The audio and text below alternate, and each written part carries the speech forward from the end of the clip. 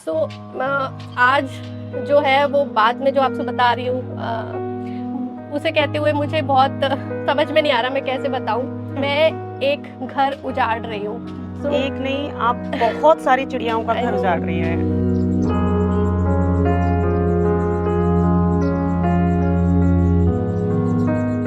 इतनी सारी यादें हैं कि मैं उन सबको बहुत ज़्यादा मिस करने वाली हूँ। मुझे समझ नहीं आ रहा है कि यहाँ पे जो मैंने छोटे-छोटे बच्चों से बड़े होते हुए देखे, उनका खाना, पानी सब कुछ, और अब ओह माय गॉड, सीरियसली बहुत बहुत मुश्किल है इन सब यादों के लिए, इन सब चीजों के लिए शब्दों को जुटा पाना, और मेरे लिए खुद मुश्किल हो रहा है। के चैनल के थ्रू ये चीज़ लोगों से कहना चाहती हूँ कि आई एम विलिंग कि मैं प्लांट्स, अपने फीडर्स और ये चीज़ें लोगों को डोनेट कर पाऊँ। दोस्तों, आज हम फिर से आ गए हैं नोएडा के 10वें फ्लोर की एक ऐसी बालकनी में जिसमें 200 से ज्यादा चिड़ियाएं हर रोज यहाँ पर आती हैं, अपना आशियाना बनाती हैं, दाना पानी चुगती हैं।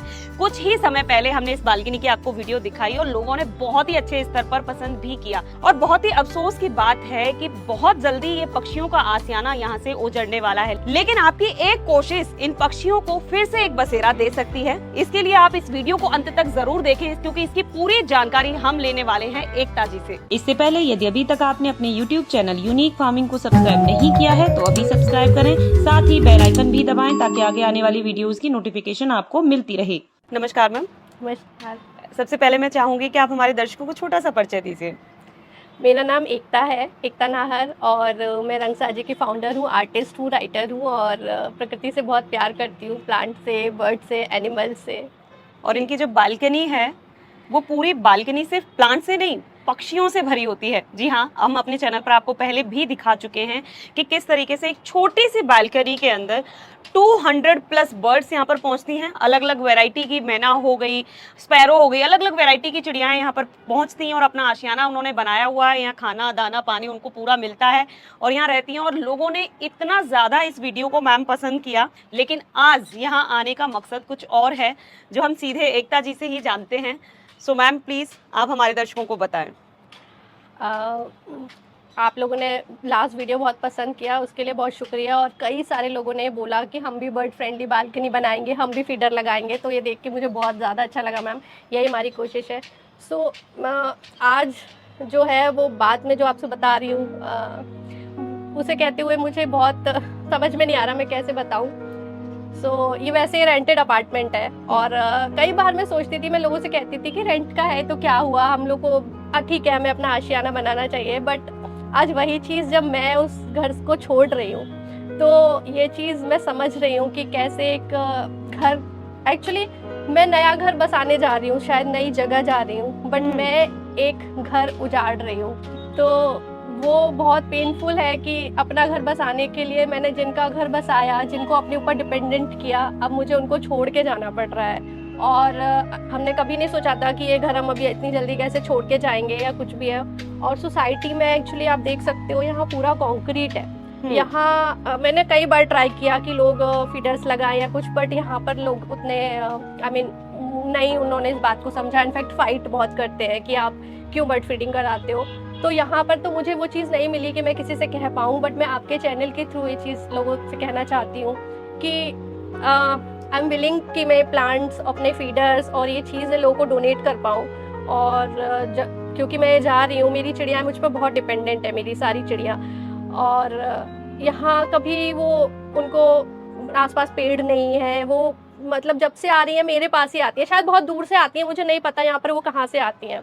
सो आई वॉन्ट कि कोई मुझे आपके वीडियो के थ्रू शायद कोई मुझे इस तरह मिल पाए जो आसपास मेरे एरिया के रहता हो, जो केयर कर सके। जैसे मैम आपने बताया कि आप जा रहे हैं, लेकिन मेरे जहन में एक ये सवाल है कि जहाँ भी आप जा रहे हैं तो वहाँ इन फीडर्स को लेके जा सकते हैं आप आसानी से, और मुझे ऐसा लगता है कि वहाँ पर भी जल्दी से आप चिड़ियाओं का बुला सकते हैं।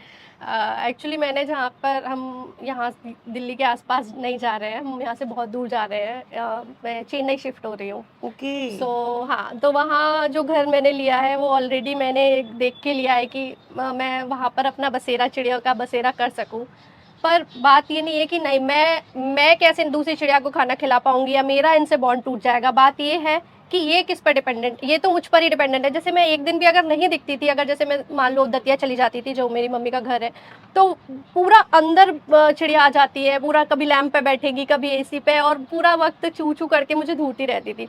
सो ये जो बॉन्ड है जो वो मुझ पे डिपेंडेंट है, वो कैसे होगा। और हमने बहुत ट्राई किया, कई सारे पैकर्स एंड मूवर्स वालों से बात की, तो प्लांट्स तो ले जाना इतने सारे पॉसिबल नहीं है। उन्होंने कहा मैक्स टू मैक्स हम 8 प्लांट 7-8 प्लांट 10 प्लांट भी ले सकते हैं max to max. So plants तो मैं डोनेट कर दूंगी, बट फीडर्स भी डोनेट कर दूंगी। बट जो चिड़िया है वो थोड़ी, मैं हमेशा बात करती हूँ कि लोग ना कहते हैं कि ये हमें भी चिड़िया चाहिए, वो केज में लाना चाहते हैं तोते को या चिड़िया को, उनको बड़ा अच्छा लगता है कि हमारे पास चिड़िया है। बट सोचो आप अगर आप कि केज में लाते हो आप एक चिड़िया को या एक तोते को, बट आप जरा से एफर्ट्स करो, अगर आप फीडर्स लगा रहे हो या पानी रख रहे हो, तो उससे आप कितनी सारी चिड़िया को अट्रैक्ट कर सकते हो, कितने सारे तोते आ सकते हैं। तो मैं वो चीज़ चाहती हूँ कि ये चिड़िया, कई बार लोग मुझे बोल रहे हैं इनको केज में लेके चले जाओ, बट वो चीज़ के मैं बिल्कुल अगेंस्ट हूँ कि मैं इनको नहीं लेके, मैंने कभी इनको बांधा नहीं, हमेशा ये आज़ाद रही है। कभी भी मैंने जैसे कभी कोई घायल हो जाती है चिड़िया, कभी ईगल अटैक कर देता है या शीशे से टकरा जाती है, तो मैं हमेशा, मेरी कोशिश रहती है कि मैं उनको